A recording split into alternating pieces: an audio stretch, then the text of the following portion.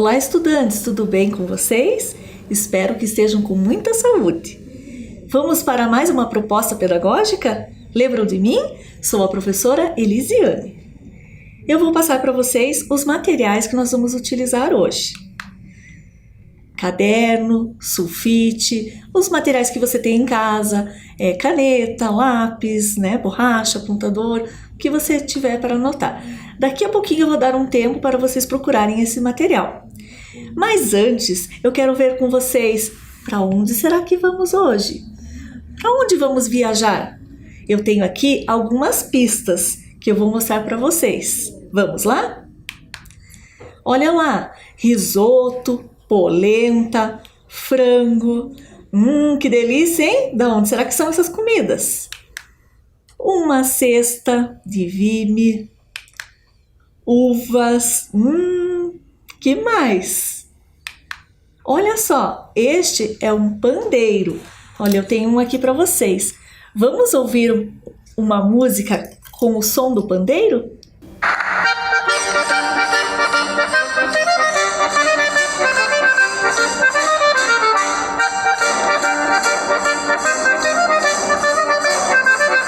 Olha lá, mais uma pista. Uma bandeira. Da onde será que é essa bandeira? Vamos para mais uma pista? Uma estrada que leva a um portal. Onde será? Já descobriram? Pensa aí. Já adivinharam? Vou dar a resposta para vocês. Santa Felicidade. Esse é o bairro que nós vamos viajar hoje. Olha lá no mapa de Curitiba, vocês estão vendo em destaque onde fica a região de Santa Felicidade. Vou passar para vocês a nossa proposta para que vocês copiem. Vou dar um tempinho para isso.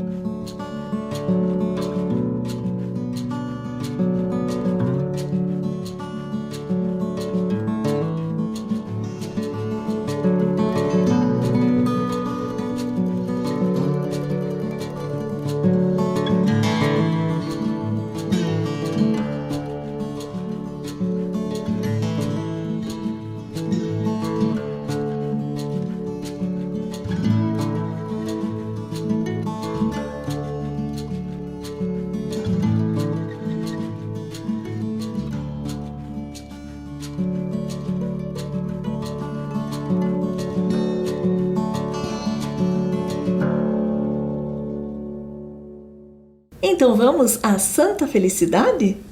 Olha só, eu vou mostrar para vocês o portal um pouco mais de perto. Olha os elementos que a gente tem lá. Uma torre de uma igreja, uma estrutura em arco, casas. Logo, logo nós vamos falar sobre esses espaços. Ao lado desta estrutura se encontra a sede da Secretaria Municipal do Meio Ambiente. E lá também tem uma estátua, uma figura que eu vou mostrar para vocês. Essa estátua é de João Torim e ela simboliza a imagem de um tigre esmagando a cobra. É uma réplica e essa escultura ela já foi inclusive premiada. Vamos lá? Mas Santa Felicidade, de onde vem esse nome? Olhem lá. Santa Felicidade, a imagem de uma mãe e em sua espada a imagem dos seus 7 filhos.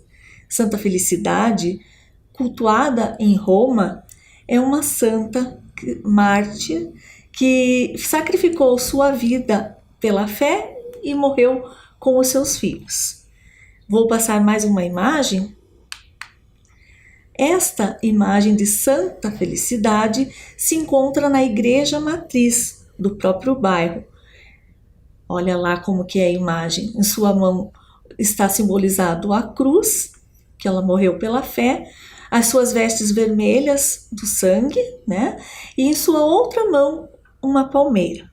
Então, vamos falar agora como tudo isso começou. Olhem lá na imagem. A história começa assim. Estão vendo a imagem de um navio? É um navio a vapor. E na imagem ao lado, os imigrantes que vieram com ele.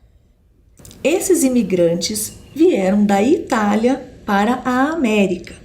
E ao chegar no Brasil, eles se distribuíram em vários estados, como Espírito Santo, Rio Grande do Sul, São Paulo, Paraná, e várias viagens. Mas por que tudo isso? Tudo começou quando Dom Pedro II estabeleceu a política de portas abertas, convidando os imigrantes para habitarem no Brasil. E firmou em 1876 com a Itália um acordo e começaram a vir os primeiros italianos.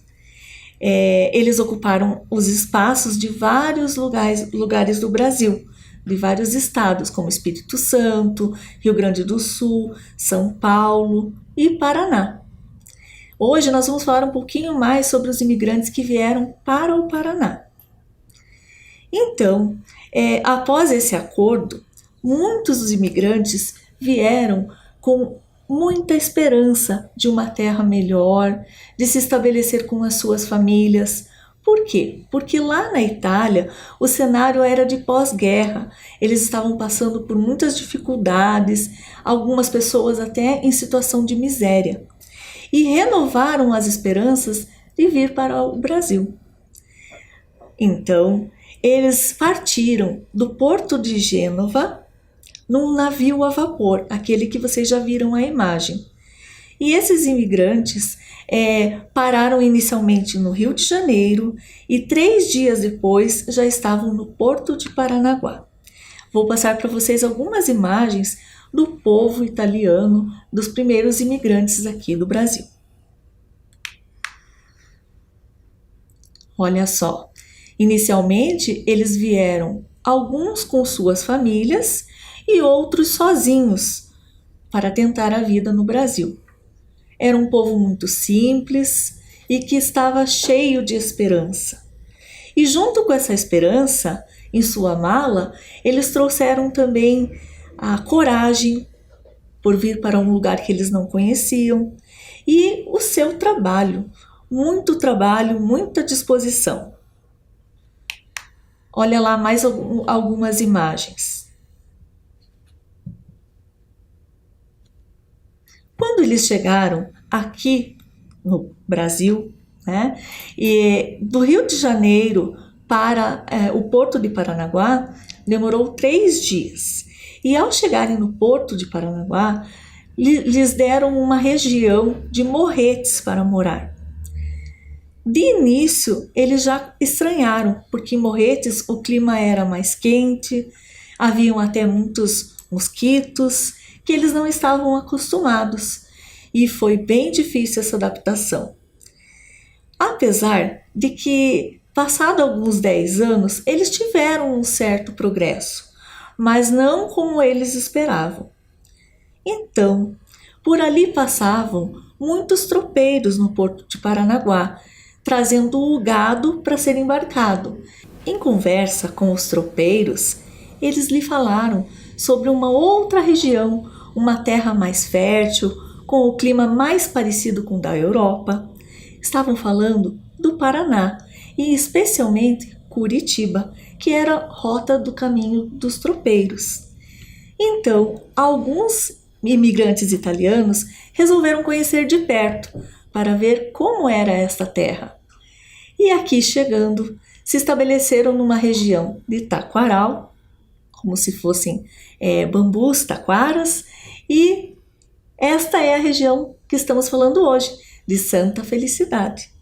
Ali começaram a plantar, começaram a semear umas sementes de vime, que daqui a pouco eu vou mostrar para vocês, do vimeiro, e ali começaram a ver que a terra era mesmo fértil.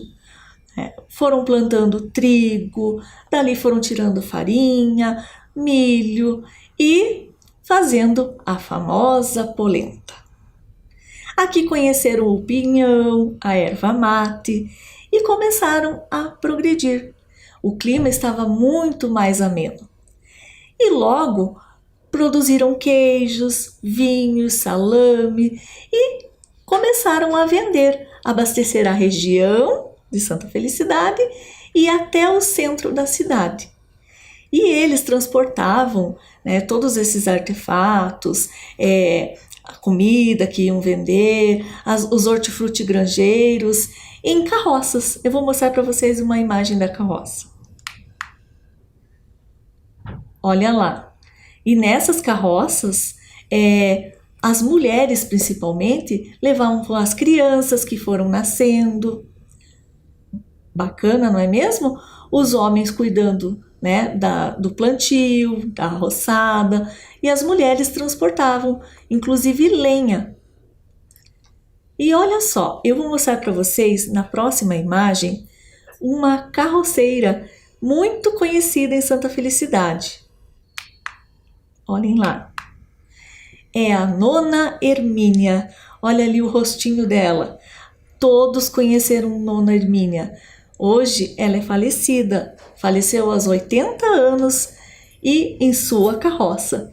Sofreu um acidente porque ela percorria as ruas de Santa Felicidade em sua carroça.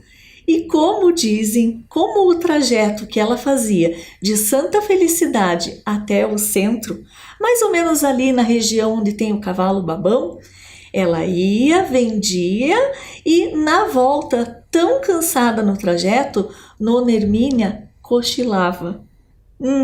Dormia com a rédea na mão.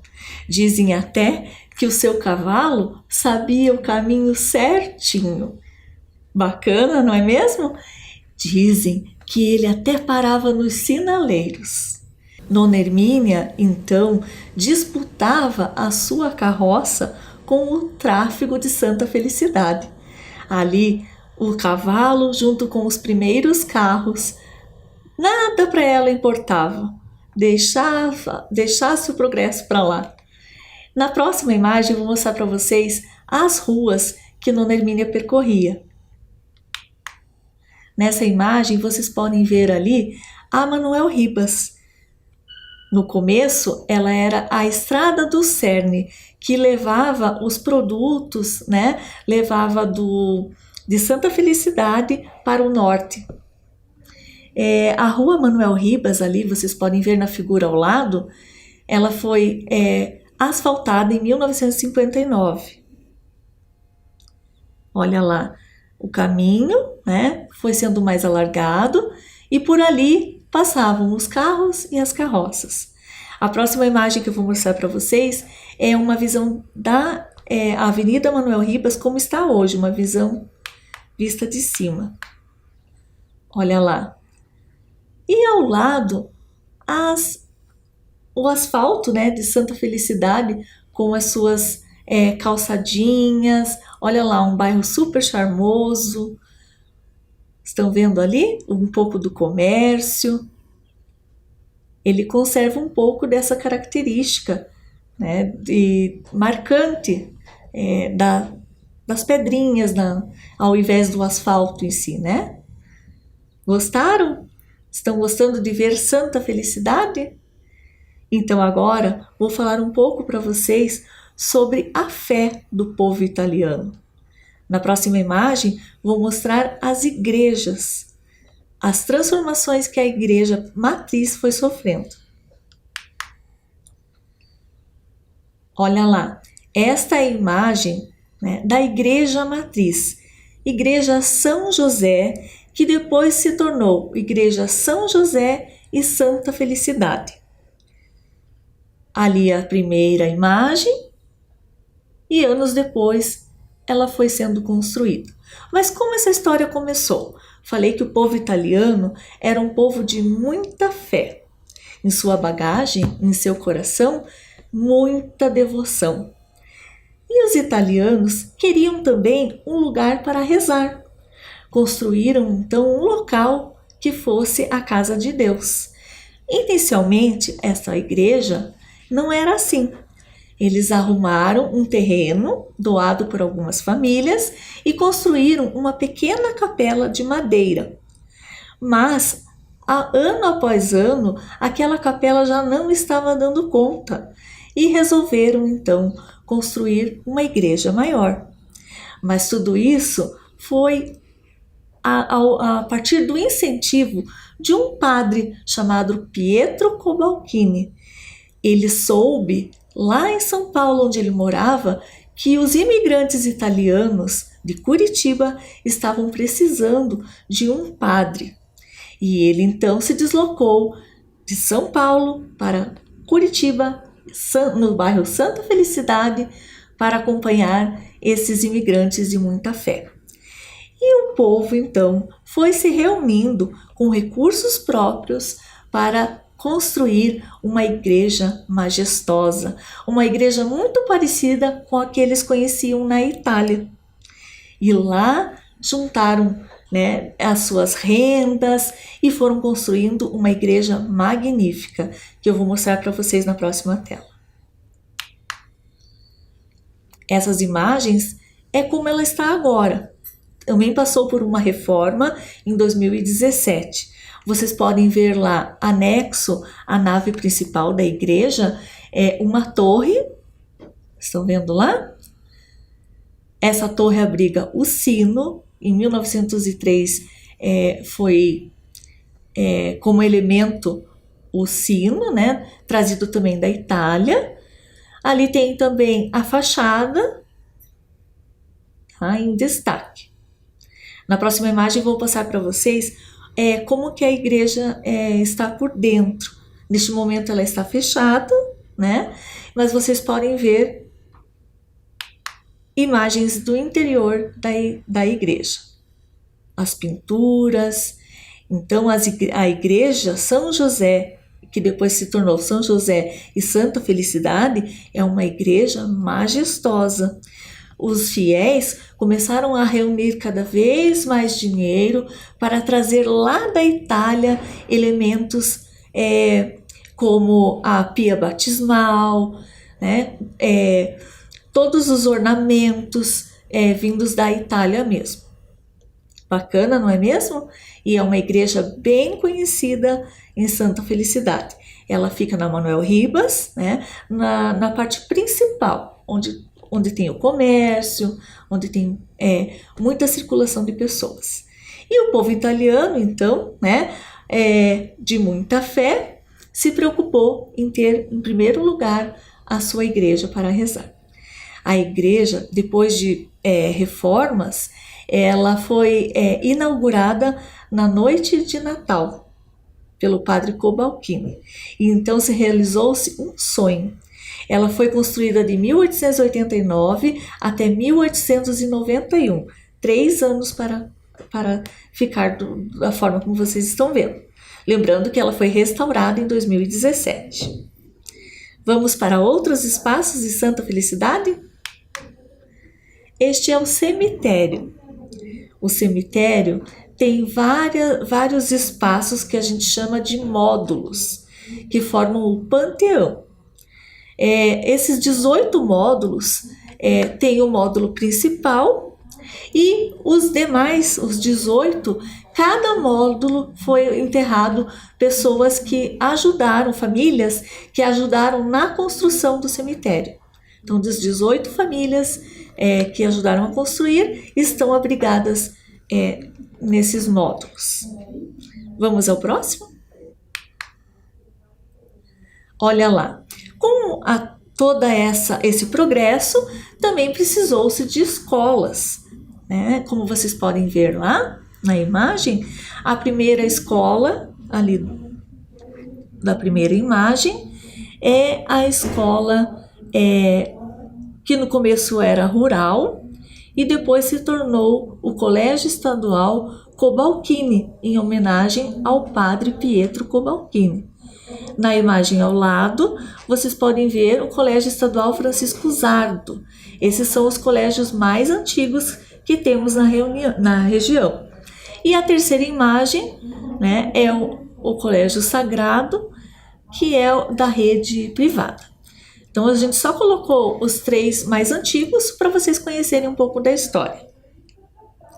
Vamos continuar. Outros espaços. Casa dos Gerânios. Eu vou mostrar para vocês por que ela se chama Casa dos Gerânios. Então olha só, eu fui buscar os gerânios, essa linda flor. A Casa dos Gerânios foi construída pela família Boscardin em 1905 e ela é chamada Casa dos Gerânios justamente por causa desta flor que eles colocavam em suas janelas para enfeitar, e era tão bonito que todos começaram a chamar como a Casa dos Gerânios. Esse espaço também abrigou um moinho, né? E é muito conhecida em Santa Felicidade. Ali tem 2 imagens, vocês podem ver. Bonito, não é mesmo? Todos conhecem a Casa dos Gerânios. Vamos para mais um outro espaço de Santa Felicidade? A Casa Culpe. A Casa Culpe, como o mesmo nome diz, foi construída, né, pela família Culpe. Ela abriga uma exposição, né, de artefatos, de fotos da imigração italiana. Ela tinha, antigamente, né, funcionava em cima a residência e na parte de baixo um armazém de secos e molhados da família Culpe. Depois vieram outras famílias, né, até se tornar esse espaço de exposição. Vamos a mais um lugar? Casa da Pintura. A Casa da Pintura foi construída pela família Menegusso. E em sua varanda ela possui painéis pintados com cenas dos imigrantes. Inclusive, uma das cenas mais conhecidas é o navio, aquele navio que vieram os imigrantes. Uma casa muito bonita que fica exposta para todos conhecerem. Vamos a mais um espaço? Casa dos Arcos. A Casa dos Arcos já tem mais uma arquitetura urbana, uma arquitetura italiana urbana. Estão vendo os arcos? Lembram daquele portal que simbolizava um arco? Esse arco é das Casas dos Arcos. Hoje em dia, ele funciona um restaurante. Depois eu vou mostrar a vocês mais de perto. E esses arcos tem também na região de Pádua. Então aqui é como se fosse, né, uma lembrança do povo que vivia naquela região. E em Pádua, nas calçadas, esses arcos, né, é como se fosse uma varanda que as pessoas pudessem passar. E ele serve de abrigo, tanto do calor, as pessoas podem se resguardar na sombra, quanto também da chuva. Muito comum, então, nessa praça que fica em Pádua. Vamos para mais um lugar? O Bosque São Cristóvão. O Bosque São Cristóvão é um bosque, né, que tem churrasqueiras, é um espaço muito gostoso, né? As pessoas conhecem esse espaço, né, pela realização de muitas festas. Tem churrasqueira, tem palco coberto, quiosques. E estão vendo ali a fachada? Estão vendo atrás daqueles pilares uma fachada amarela? Esta fachada é para lembrar da Igreja São José e Santa Felicidade. Lá se realizam muitas festas da cultura italiana. Todos conhecem a festa do frango, da polenta, do vinho, a festa da uva. Daqui a pouco nós vamos falar um pouco mais sobre isso. Do lado vocês podem ver a imagem da capela. Bonito, não é mesmo? Quem já conhece lá. Quem não conhece, nas próximas festas vai conferir de pertinho. Vamos continuar? Olha lá, ali é uma lembrança de os nonos todos reunidos. Dizem até que os nonos são livros que se abrem com as suas histórias e com toda a bagagem desses nonos foram surgindo os restaurantes, as vinícolas, o artesanato foi se aprimorando, Lembra que eu falei do vime? Vamos lá para a próxima imagem. Vocês podem ver a árvore, o vimeiro e do lado, os feixes de vime. Aquele mesmo vimeiro, que foi plantado pelos primeiros imigrantes numa área um pouco mais alagadiça, perto de rios, e que prosperou, que vingou nas terras de Santa Felicidade e que foram sendo trançados.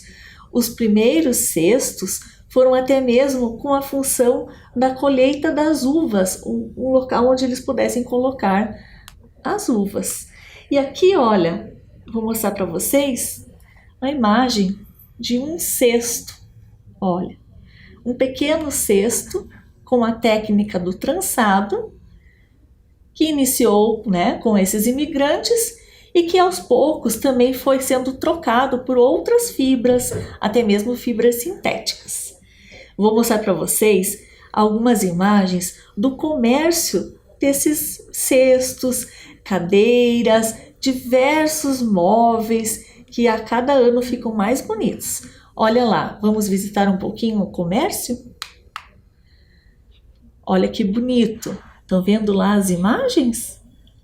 Quanta coisa que pode ser feita com esse vime trançado.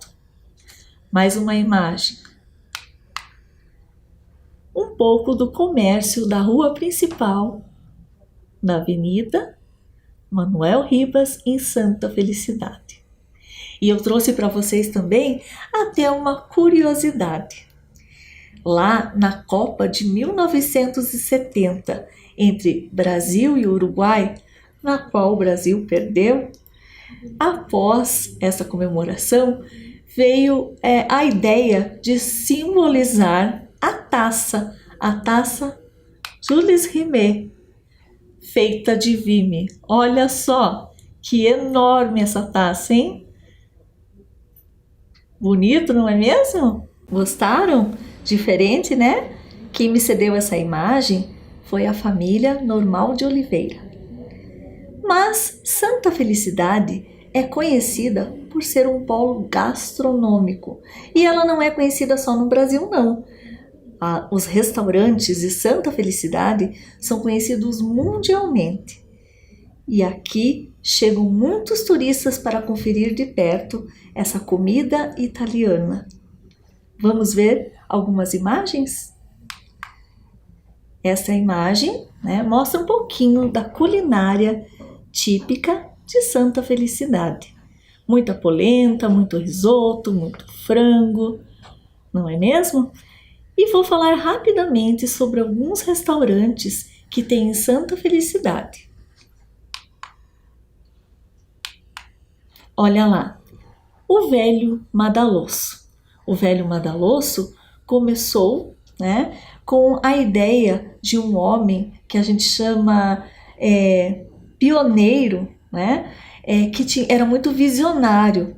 E ele veio inicialmente, tinha um parreiral, e como muitos tropeiros passavam por ali e também queriam uma comida gostosa, começaram a sentir cheiro das comidas italianas e começaram a provar. E deste veio o desejo de oferecer um pouco da comida para venda. Então, o Velho Madalosso foi construído neste espaço, um espaço que era um parreiral, e ali começou a servir 24 famílias, 24 refeições. Com o passar do tempo, as pessoas foram gostando, e o Velho Madalosso foi tendo que ampliar os seus salões, e no início a pretensão eram 400 refeições ao dia, e hoje em dia, em dias movimentados, como o Dia das Mães, serve 7.000 refeições. Vou mostrar para vocês o Madalosso Restaurante, que fica em frente ao Velho Madalosso e que foi cada vez ampliando mais. Como curiosidade, em 1995, o restaurante Madalosso foi para o Guinness Book como o maior restaurante da América Latina. Que bacana, não é mesmo? Muitas pessoas vêm conhecer o restaurante Madalosso. Na próxima imagem, nós vemos a Dona Flora. Dona Flora, que é a segunda filha, né, da família Madalosso, que iniciou, né, essa administração do restaurante. Ali do lado tem seu irmão, né, que a gente costuma chamar a família Madalosso, os representantes da família Madalosso, que passou, né, pelo período da pandemia e foi se adaptando. Vocês podem ver ali ao lado, né, um trailer na frente do restaurante para servir, né, no estilo drive-thru, as refeições, para não deixar o povo de Santa Felicidade sem as suas deliciosas comidas. Foi trabalho de muito esforço, né? A família Madalosso tem mais, só no novo Madalosso tem mais de 300 funcionários, né? Vários salões, sempre está lotado, né? No momento da pandemia ficou fechado, mas, né, volta aos poucos ao normal.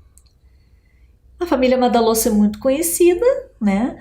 A Dona Flora Madalosso faz questão de estar presente na cozinha, de ver se está tudo certo, né? E ela disse também, né, em várias reportagens, que ela está preparando os filhos e os netos que já trabalham, né, para continuar essa tradição da família, para deixar, né, a fama do Madalosso continuar.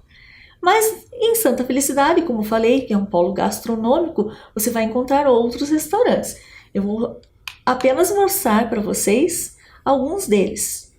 Esses servem comida típica italiana, mas em Santa Felicidade você também encontra, né, de outras culturas.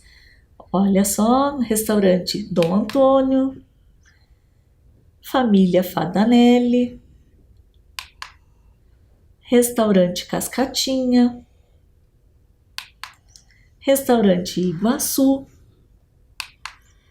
restaurante Veneza, restaurante Siciliano. Olha só na imagem, na frente do restaurante tem um ônibus de turismo. Restaurante Portal, Piemonte, o restaurante Toscana, que é um restaurante dançante, e tem muito mais, tá? Só na região de Santa Felicidade tem mais de 30 restaurantes. Eu não vou me ater a falar sobre as famílias e sobre a história, mas vocês podem pesquisar isso, né, para conhecer um pouquinho mais a fundo. E tenho mais uma curiosidade. A próxima imagem vai mostrar um restaurante, mas um restaurante que não existe mais, mas que chamou bastante atenção em Santa Felicidade. Olha lá, Restaurante Jatão. Na década de 80, muitas pessoas foram conferir de perto a comida do Restaurante Jatão. Infelizmente, né, ele não está mais presente nessa lista de restaurantes.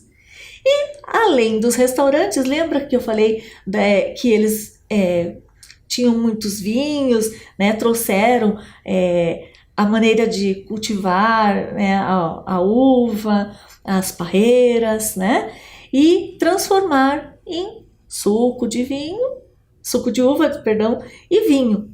E com isso foram ampliando, né, as pequenas vinícolas em grandes vinícolas. Atualmente tem 3 vinícolas em Santa Felicidade.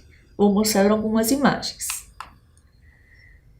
Os vinhos do Urigã, que tem espaços muito bonitos, as pessoas vêm de longe para conhecer. É possível provar os vinhos. Todas essas vinícolas, elas têm lojas que vendem outros produtos, souvenirs. Olha lá, mais imagens dos vinhos do Urigã. As pessoas tiram fotos. Mais uma imagem. Outro local, né, na própria Avenida Manuel Ribas, que vocês podem ver os tonéis, né, simbolizando os tonéis. Temos também os vinhos da Larme, com a sua vinícola, um pouco ali dos seus produtos.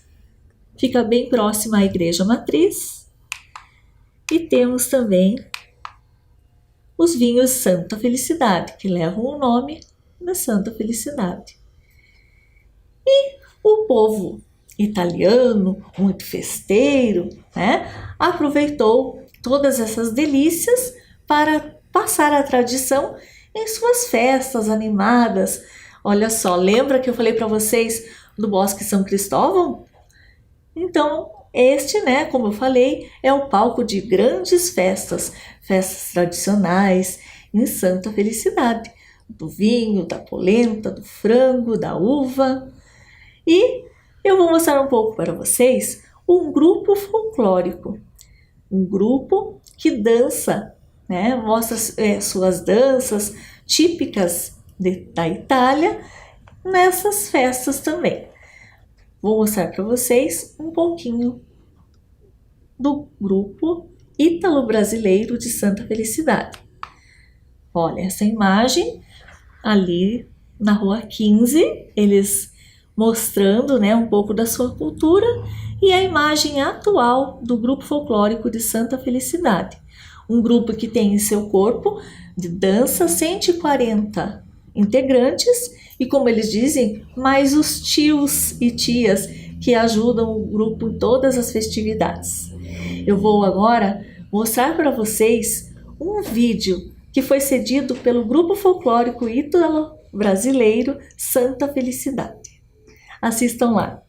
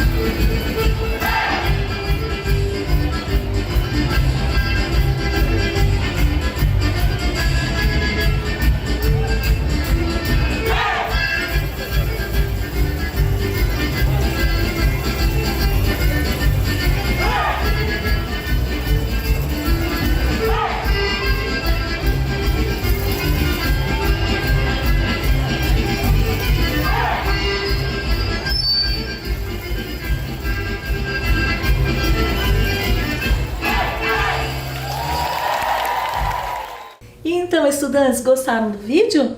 Bonito, não é mesmo? E olha só como eu estou aqui hoje. Eu me emprestei do grupo folclórico italiano, né, ítalo-brasileiro, Santa Felicidade, este traje, que é um traje típico da Sicília, da região da Sicília, que é dançado também, né, na tarantela, com o pandeiro. Agora, vou mostrar para vocês outras imagens de apresentações do grupo folclórico em vários espaços de Curitiba. Olha só, espaços, né, de apresentações que marcaram a imigração, os 140 anos da imigração, as danças no Teatro Guaíra, famosas no Folclorize, um pouco sobre a festa da uva, né, que eles também se apresentam.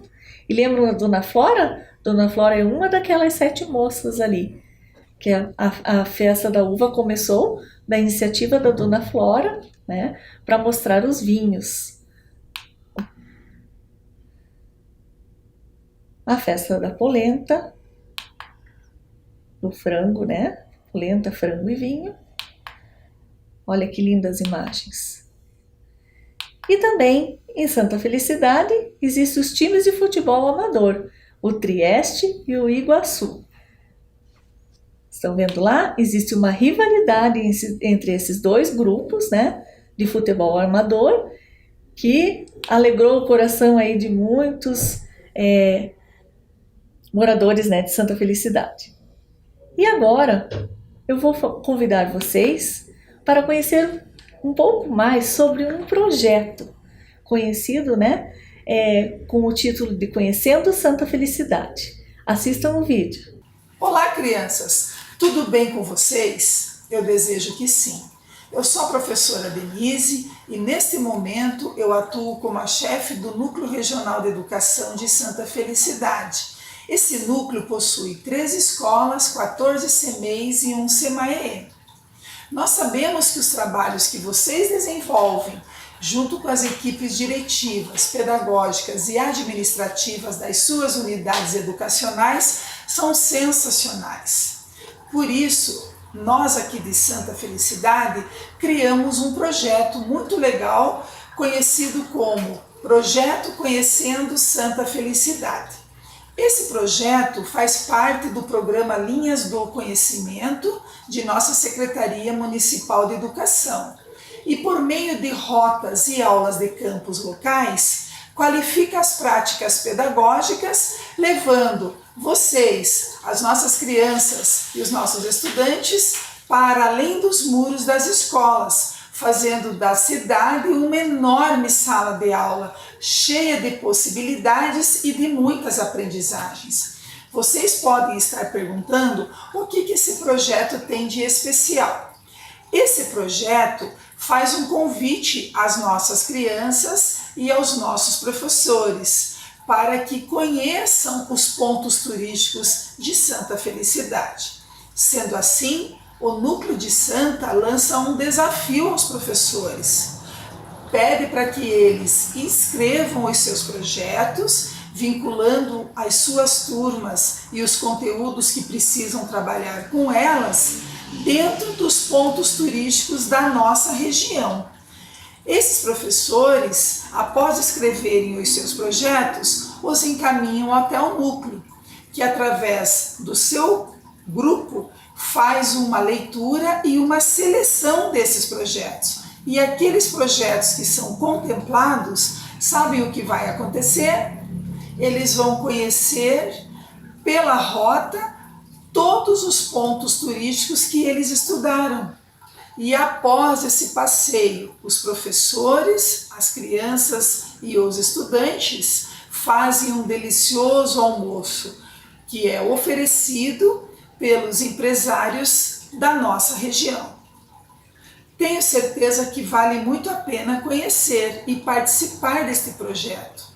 Tanto que todos os materiais que os nossos profissionais produziram, as fotos que as nossas crianças tiraram, um pouco sobre os pontos turísticos visitados, fazem parte deste material produzido pelo Núcleo Regional de Educação, juntamente com a Secretaria Municipal de Educação.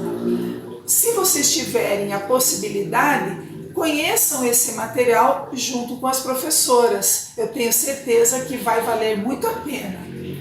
Eu deixo aqui um beijo grande para todos vocês e um forte abraço.